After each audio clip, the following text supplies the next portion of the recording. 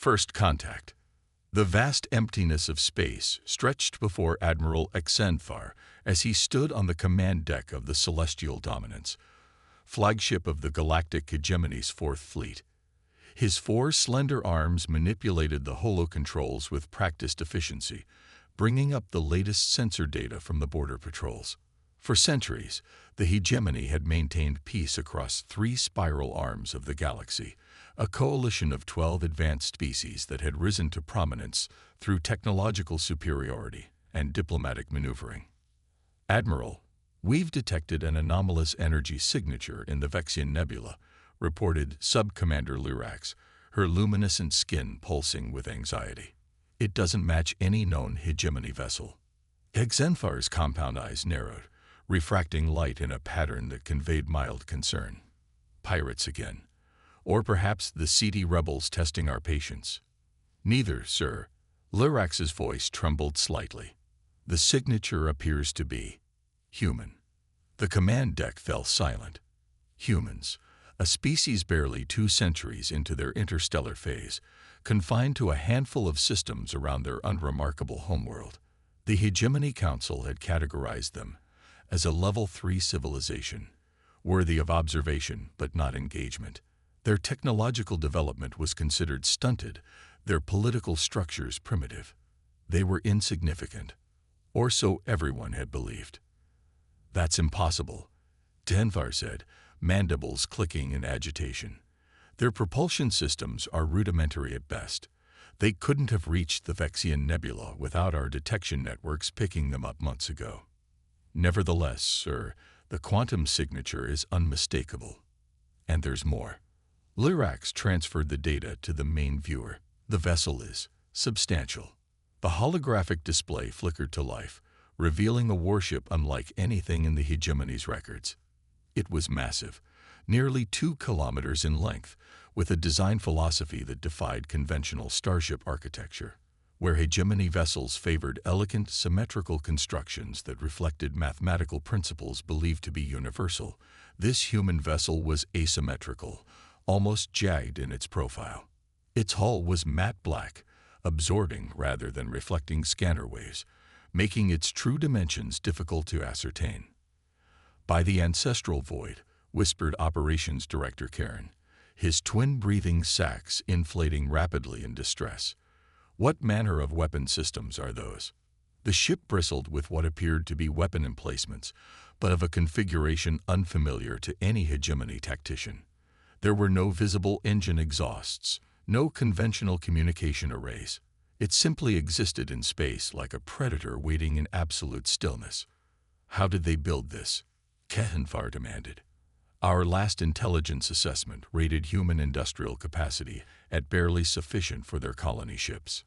Unknown, Admiral, replied Lyrax, but preliminary analysis suggests their technological progression has accelerated dramatically. Accelerated. Tenfar's voice carried an edge of disbelief. No species advances beyond their natural development curve. It's a fundamental principle of societal evolution.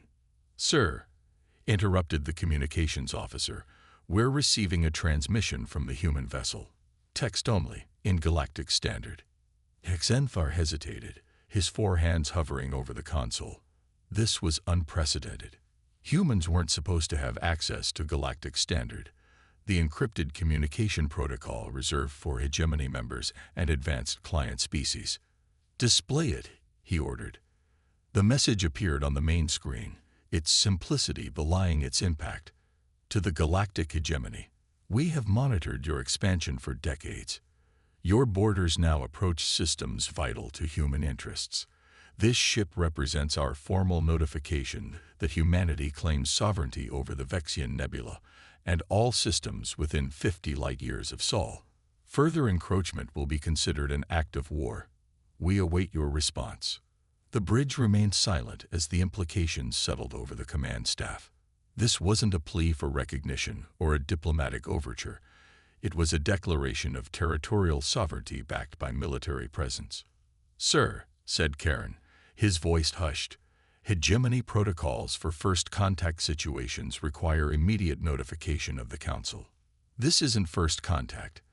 Kenfar replied sharply. Humanity was cataloged and classified 3 centuries ago. This is, he struggled to find the appropriate term. This is unprecedented. Admiral, Lyrax interjected, her skin now pulsing with alarm patterns. Sensors are detecting power fluctuations within the human vessel. They're activating something. Xenthar made an immediate decision. Battle stations, raise shields, deploy interceptors but maintain distance. No aggressive maneuvers. The command deck erupted into controlled chaos as officers rushed to comply.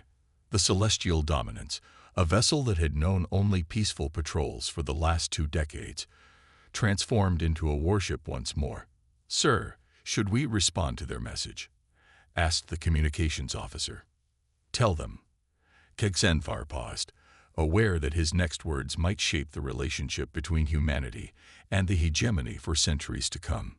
Tell them that their claims are noted and will be reviewed by the Hegemony Council. Request clarification on the extent of their territorial assertions and the basis for their claim to the Vexian Nebula. As the message was transmitted, tactical displays showed the human vessel adjusting its position, orienting toward the Celestial Dominance. Its movement was eerily smooth, without the telltale acceleration patterns of conventional drives. Sir, I'm detecting unusual gravitational distortions around the human ship, reported the sensor officer. It's as if space itself is being manipulated. Impossible, said Karen. Practical gravitational manipulation at that scale is theoretical at best. Even our most advanced research outposts have only achieved microscopic effects. Yet the evidence was undeniable. The human vessel moved as if the laws of physics bent to accommodate its passage, accelerating without apparent propulsion emission. They're moving toward us, Admiral, Lyrax reported, tension evident in her voice. Current velocity suggests intercept in 17 minutes. Xenthar faced a crucial decision. The hegemony had maintained peace for centuries by projecting overwhelming strength when necessary. But here, facing technology that defied understanding, strength might provoke rather than deter. We will not retreat, he declared, but neither will we escalate. Maintain position, keep weapon systems on standby only. Let's see what they intend. As the minutes passed, the tension on the command deck grew palpable. The human vessel drew closer, its massive form now clearly visible through the forward observation ports, a dark silhouette against the cosmic backdrop. Admiral, we're receiving another transmission, announced the communications officer. Audio this time. Let's hear it, Xenthar ordered.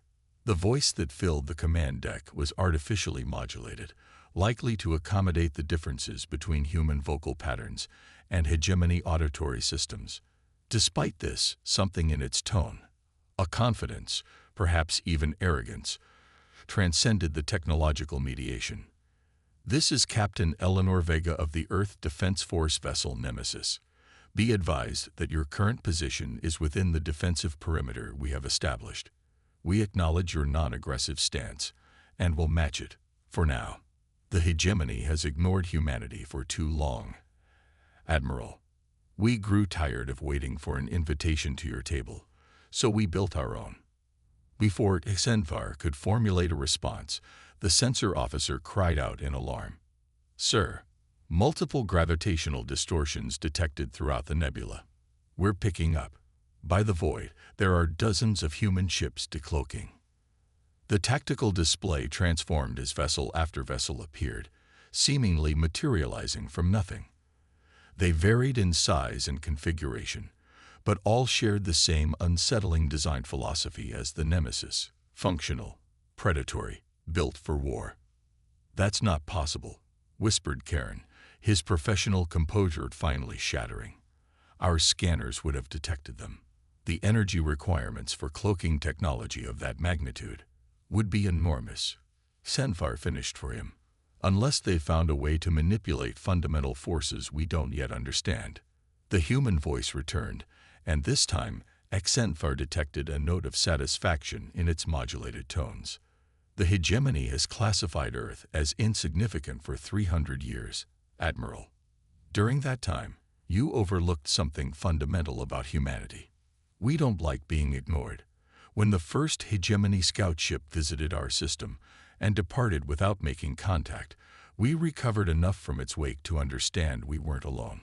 When your observation posts in the Kuiper Belt thought they were being discreet, we were studying them. Every piece of technology you carelessly left behind, every transmission you failed to encrypt properly, we learned from all of it. Xenfar felt a coldness spreading through his carapace. The implications were staggering. If humans had been systematically reverse engineering hegemony technology for centuries, free from the oversight that regulated technological development among member species. Admiral, Lyrax said quietly, the human fleet has us surrounded. Indeed, the tactical display showed that while they had been focused on the Nemesis, the other human vessels had taken up positions that effectively blocked all retreat vectors. We don't want war, Admiral, continued Captain Vega, but we will no longer accept obscurity. Humanity is claiming its place among the stars. You will return to your council with our terms: formal recognition of human sovereignty, access to hegemony trade networks, and a seat at your council within one standard cycle. Refuse, and we will take by force what you deny us by choice. The transmission ended, leaving the command deck in stunned silence. Orders, sir? Asked Lyrax. Xenfar studied the tactical display, calculating options and outcomes. The Celestial Dominance was a formidable vessel, but it was clear they were outmatched. More importantly, the hegemony's entire understanding of humanity had been catastrophically wrong. Such a failure of intelligence demanded immediate reevaluation. Send a priority message to the Council, he decided. Classification. Existential threat. Humanity is no longer a Level 3 civilization. They are armed, organized, and have technologies we cannot counter. And they are no longer content to remain in the shadows. As the message was encoded and transmitted through the quantum relay, Xenfar looked once more at the imposing form of the Nemesis.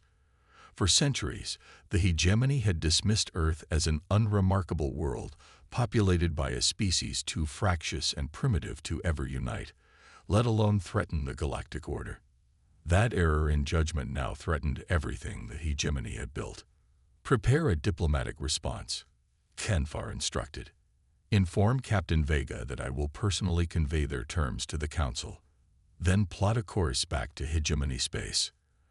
As the Celestial Dominance began its careful withdrawal, permitted to leave by the surrounding human vessels, Xenfar couldn't shake the feeling that the galaxy had fundamentally changed. Humanity had arrived on the galactic stage, not as supplicants seeking admission, but as conquerors demanding recognition. And the hegemony, for all its power and history, found itself facing something it had never truly encountered before: a species that had watched from the shadows, learned in silence, and emerged fully prepared for war. The age of hegemony dominance was over. The age of humanity had begun. The Shadow Fleet. The Hegemony Council chamber fell into stunned silence as Admiral Xenfar's report concluded. 12 representatives of the most powerful species in known space sat in a perfect circle, their diverse physiologies united in expressions of disbelief and growing alarm. This cannot be accurate, declared Councillor Vrex of the Thraxi Collective, his crystalline form vibrating with skepticism. Humans are barely capable of rudimentary fusion drives. The technological leap you described defies all evolutionary models. I have provided sensor logs and visual confirmation, Xenfar replied, his compound eyes fixed on the central holographic display where the Nemesis rotated in perfect detail. This vessel exists, as does the fleet that surrounded my ship. High Arbiter Marina of the Celsari leaned forward, her serpentine neck extending to better examine the projection. Even if we accept the existence of these vessels, there is no logical explanation for how humans achieved such advancement without detection. Our observation protocols are comprehensive. Unless, interjected Grand Minister Calvor of the Xanthi Republic, they were never as primitive as we believed. The eldest member of the Council, Calvor had participated in the original classification of humanity 3 centuries earlier. Perhaps our fundamental assessment was flawed. The chamber erupted in objections. The idea that the hegemony's methodical species classification system, refined over millennia, could have so catastrophically mischaracterized a species was unthinkable. Silence, commanded Supreme Counselor Ilara Zahn, the elected leader of the hegemony. Her bioluminescent tendrils flared bright blue, a physiological indication of her authority. When order had been restored, she fixed her gaze on Xenfar. Admiral, in your assessment, what is humanity's true technological capability? Xenfar's mandibles clicked in hesitation. Based on what I witnessed, they have mastered gravitic manipulation at a scale we've only theorized. Their cloaking technology renders them virtually undetectable to our sensors. Their command of galactic standards suggests they've been monitoring our communications for decades. I believe. He paused, weighing the impact of his next words. I believe they may have surpassed us in several critical areas. The silence that followed was profound. Then we face a choice, Ilara Zahn said at last. Accede to their demands for recognition and council representation, or prepare for conflict. Conflict is unthinkable, argued Calvor. If Xenfar's assessment is correct, we have no intelligence on their full capabilities. War would be fought blind. Appeasement is equally unacceptable, countered Frex. The hegemony cannot be seen capitulating to threats from a species we previously deemed insignificant. The diplomatic repercussions among our client worlds would be devastating. Ilara Zahn made her decision. We will pursue a third option. Admiral Xenfar, you will lead a diplomatic mission to this Captain Vega. Express our willingness to discuss recognition while gathering intelligence on their true capabilities. Simultaneously, we will mobilize the first and second fleets to secure our borders. If diplomacy fails, we must be prepared to demonstrate that the hegemony remains the preeminent power in this galaxy. As the council session concluded, none present realized that their deliberations had not been as private as they believed. In the shadows of a maintenance duct, a device no larger than a grain of sand transmitted every word spoken to a receiver half a galaxy away. On the bridge of the Nemesis, Captain Eleanor Vega listened to the Hegemony Council's debate with a grim smile. The quantum entanglement listener had performed perfectly, another technology the Hegemony believed theoretical at best. They're doing exactly what you predicted, Captain, observed Commander Jackson Chen, her executive officer. Diplomatic overtures while preparing for possible conflict. Bureaucracies are predictable, regardless of species, Vega replied, shutting down the transmission.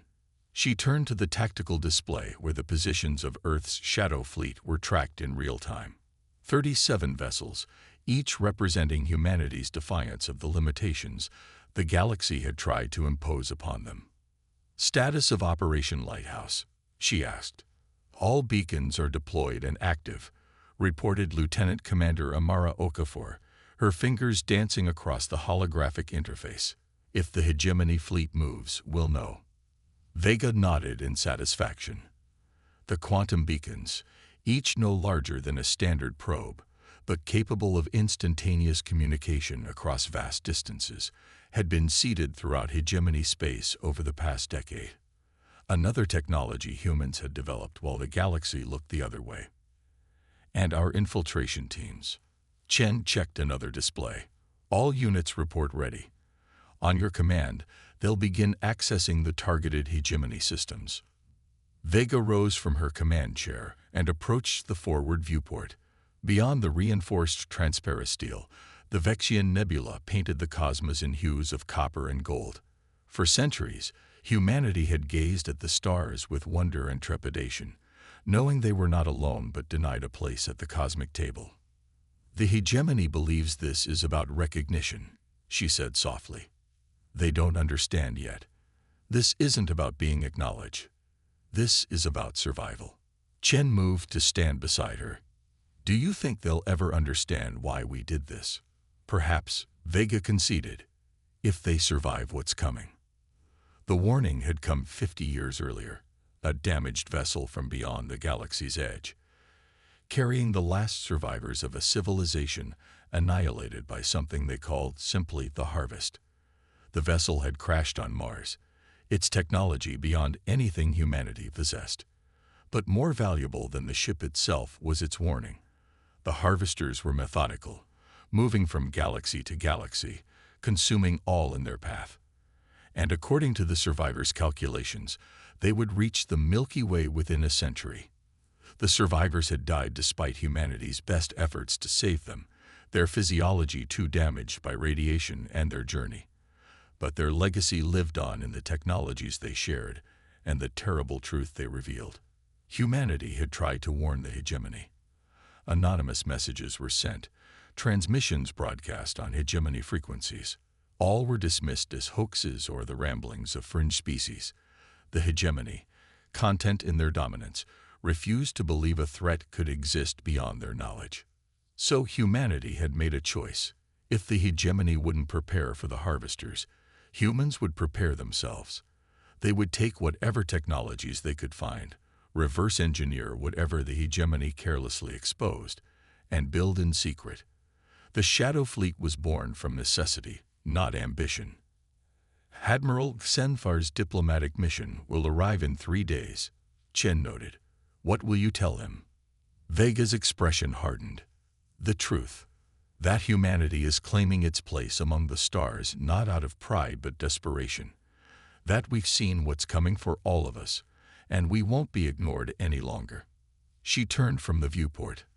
And if they won't stand with us against what's coming, we'll stand alone.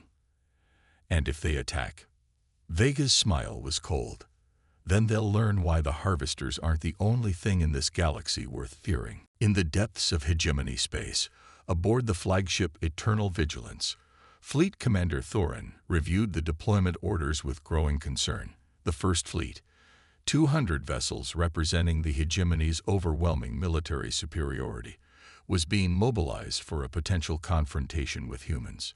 This is excessive, he remarked to his second-in-command, Subdirector Nixus. Even accepting Xenfar's report at face value, the human fleet numbered less than 40 ships. The Supreme Counselor believes a decisive show of force will preclude actual conflict. Nixus replied, her exoskeletal limbs arranging deployment patterns on the tactical display. Humans must understand the true disparity in our capabilities. Thorin wasn't convinced. Something about this situation felt wrong. Deploy Sentinel drones along our approach vector. Maximum sensor resolution. Sir, Sentinel deployment will slow our advance by at least 12 hours. Then will be 12 hours later, Thorin said firmly. I won't lead this fleet into unknown territory without proper reconnaissance. As the Sentinel drones were deployed ahead of the fleet, Thorin couldn't shake his unease. The hegemony had maintained peace for centuries through measured responses and careful intelligence gathering. This hasty mobilization against a newly emerged threat felt reckless. His concerns proved prophetic when the Sentinel drones began transmitting data 6 hours later. Sir, reported the sensor officer, her voice tight with alarm. The Sentinels have detected numerous small objects in the Corellian passage. They appear to be mines of some kind. Thorin examined the sensor feeds with growing dread. The Corellian passage, a navigational corridor through a particularly dense asteroid field, was the most efficient route to the Vexian Nebula. The only alternative would add days to their journey. Are we certain they're mines? Could they be natural formations? Negative, Commander. They're definitely artificial, and they're definitely not hegemony technology. Thorin felt a chill race through his neural pathways. The humans anticipated our response. They've prepared for us. Sir, interrupted the communications officer, we're receiving an automated transmission from one of the objects. Audio only. Let's hear it. A human voice, calm and measured, filled the command deck. Attention hegemony vessels. You are approaching a defensive minefield established by the Earth Defense Force. These mines are calibrated to detonate only in proximity to warships with active weapon systems. Stand down your weapons, reverse course, and no harm will come to you. Continue your advance, and we cannot guarantee your safety. This warning will not be repeated." Thorin looked at the tactical display where the First Fleet's formation was clearly visible, still hours away from the minefield. The implications were staggering. The humans had not only predicted the hegemony's response, but had time to deploy countermeasures along the most logical approach vector. "Orders, Commander?" asked Nixus. Thorin weighed his options. The hegemony could clear the minefield, but it would take time and likely result in casualties. They could divert around the Corellian Passage, but that would delay their arrival by days, potentially giving the humans more time to prepare. "Contact Hegemony Command," he decided. "Inform them that the humans have established defensive positions along our approach. Request updated orders." As the message was transmitted, Thorin studied the sensor data with newfound respect for their adversary. The humans had outmaneuvered them before the confrontation had even begun. Perhaps, he thought, the hegemony had underestimated humanity in more ways than one. In the shadows of the hegemony's central data repository on Proxima Station, Lieutenant Sofia Rodriguez moved with practiced stealth. Her adaptive camouflage suit, reverse-engineered from fragments of hegemony scout technology, rendered her nearly invisible to both electronic surveillance and organic observers.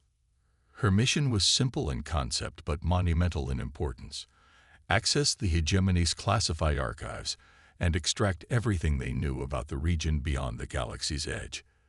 The direction from which the harvesters would come. Alpha position reached, she subvocalized, the quantum communicator implanted in her jawbone, transmitting her words instantly to the Nemesis. "Preparing for system access." "Acknowledged," came Commander Chen's reply in her earpiece. "You have 18 minutes before the next security sweep." Rodriguez approached a data terminal nestled between towering quantum storage banks. The hegemony's database architecture was complex but not impenetrable, not to someone who had spent 5 years studying nothing else. From her equipment pouch, she withdrew a device no larger than her palm. A neural interface adapter that would translate the hegemony's thought-based security protocols into something human technology could bypass. Another gift from the crashed alien vessel, modified for this specific purpose. As she worked, Rodriguez reflected on the path that had brought humanity to this point. The discovery of the crashed ship, the terrible warning it carried, the years of secret preparation as Earth's governments united under the existential threat, the Shadow Fleet, built in hidden facilities throughout the solar system, incorporating technologies pieced together from a dozen sources, all because the hegemony had deemed humanity too primitive to warrant attention. The irony wasn't lost on her. That dismissal had become humanity's greatest advantage. While the hegemony watched for threats from known powers, humans had prepared in plain sight, dismissed as irrelevant until it was too late. The neural adapter pulsed green, indicating successful connection. Rodriguez began the data extraction, targeting files related to extragalactic exploration, long-range sensor telemetry, and any mention of civilizations lost to unknown causes. If the hegemony had encountered any evidence of the harvesters, or even their aftermath, it would be here. And humanity needed every scrap of information they could get before the storm broke upon the galaxy. Unexpected security protocol detected, warned an automated message in her earpiece. Adaptive countermeasures engage. Rodriguez tensed but continued working. The infiltration software was designed to evolve in response to unforeseen barriers. Yet another technology the hegemony believed theoretical rather than practical. "Download progress," she whispered. 63%, replied the AI assistant embedded in her neural link. Estimated completion in 7 minutes, 14 seconds. Too long. The security sweep would arrive before the download completed. Implement Protocol Spectre, she decided. Warning.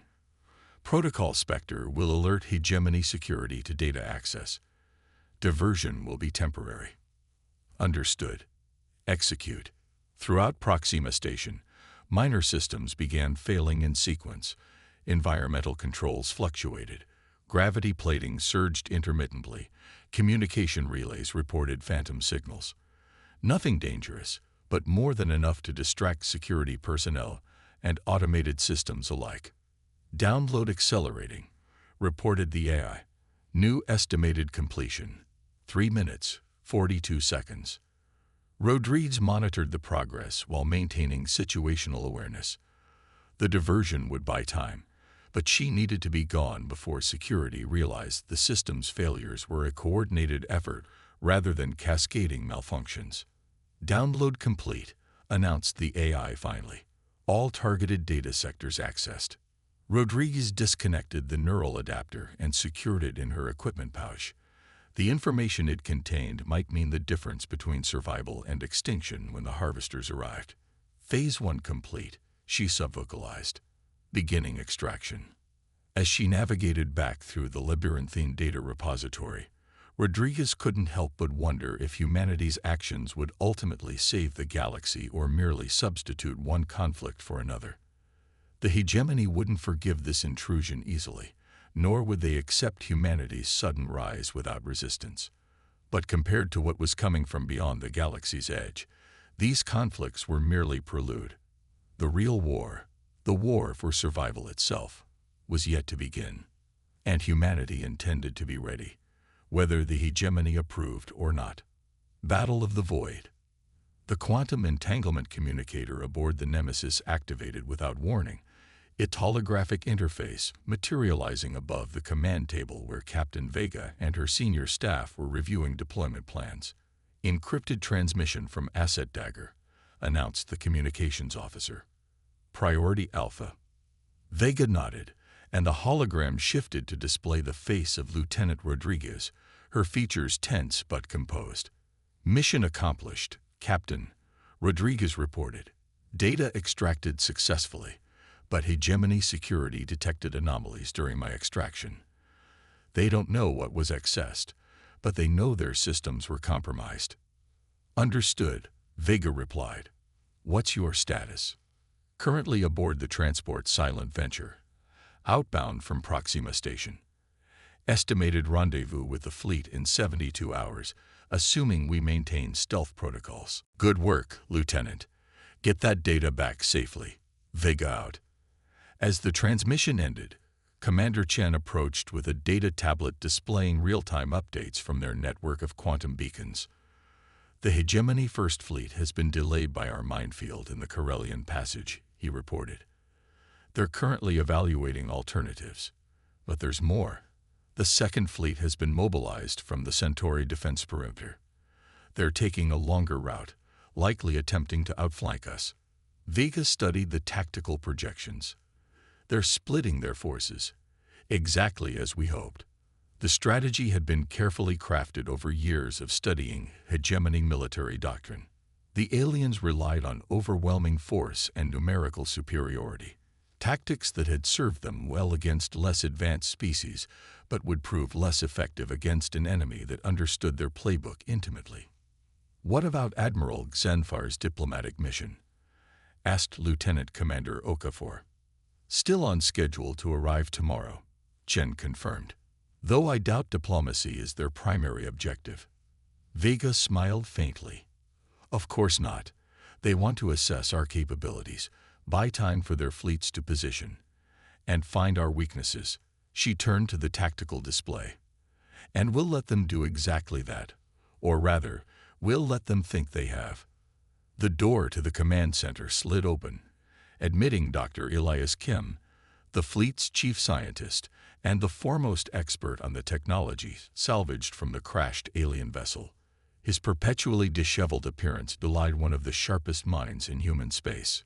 Captain, we've completed analysis of the harvester drive components, he announced without preamble. The theoretical models match our practical tests. We can replicate the technology, given sufficient resources. This was the news Vega had been waiting for. The crashed ship's propulsion system operated on principles that defied conventional physics, allowing for faster-than-light travel without the limitations of traditional methods. If humanity could master this technology, they might stand a chance against the coming storm. How soon? Kim's expression turned apologetic. Full implementation would require facilities we don't have access to here. We need the industrial capacity of the Sol system, possibly even Jupiter's orbital factories. Vega nodded, unsurprised. The Shadow Fleet was formidable, but it represented only a fraction of humanity's true industrial potential. Most of Earth's shipyards and manufacturing centers remained focused on conventional technologies to avoid drawing attention from hegemony observation posts. Then we proceed as planned, she decided. We create an opening for Earth to mobilize fully without hegemony interference. Chen looked concerned. The first and second fleets combined still outnumber us 5-1. Captain. Even with our technological advantages, those odds are daunting. We don't need to defeat them, Vega reminded him. We just need to demonstrate that the cost of fighting us would be unacceptably high. She surveyed her senior staff. Prepare the fleet for combat operations. When Admiral Xenfar arrives, I want every ship ready to implement Operation Thunderstrike at a moment's notice. As her officers dispersed to their duties, Vega remained at the tactical display, studying the projected movements of the hegemony fleets. The coming confrontation would shape the future of humanity's place in the galaxy, and possibly determine whether any species in the Milky Way survived what was coming from beyond. Admiral Xenfar's diplomatic vessel, the Celestial Envoy, dropped out of faster-than-light travel at the coordinates specified by Captain Vega. The ship, smaller than the Dominance, but no less impressive, was ostensibly configured for diplomatic missions. In reality, it carried the most advanced sensor suite in the hegemony fleet, designed to penetrate any known cloaking technology and analyze weapons capabilities without detection. We've arrived, Admiral, reported the navigator. Sensors detect the human vessel Nemesis holding position at the designated coordinates. Xenfar moved to the observation viewport, his compound eyes automatically adjusting to enhance the distant silhouette of the human warship. It looked even more formidable than he remembered. Its angular profile, a stark contrast to the hegemony's symmetrical aesthetic. Are we detecting any other human vessels? He asked. Negative, Admiral. Our advanced sensors show clear space around the Nemesis. If there are other human ships present, they're employing cloaking technology beyond our detection capabilities. And then Farvar clicked his mandibles in thought.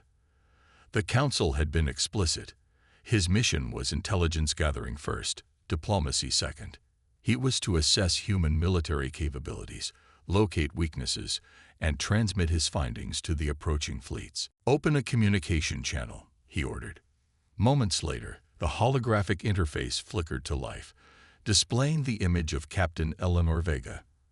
Xenfar was struck again by how unremarkable humans appeared physically, bipedal, symmetrical, with no obvious natural weapons or defenses. It was difficult to reconcile this seemingly vulnerable species with the technological prowess they had demonstrated. Admiral Xenfar, Vega greeted him, her tone formal but not unfriendly. The Earth Defense Force welcomes you to the Vexian Nebula. Captain Vega, Xenfar replied with equal formality. The Galactic Hegemony extends greetings. I am authorized to discuss your requests for recognition and council representation.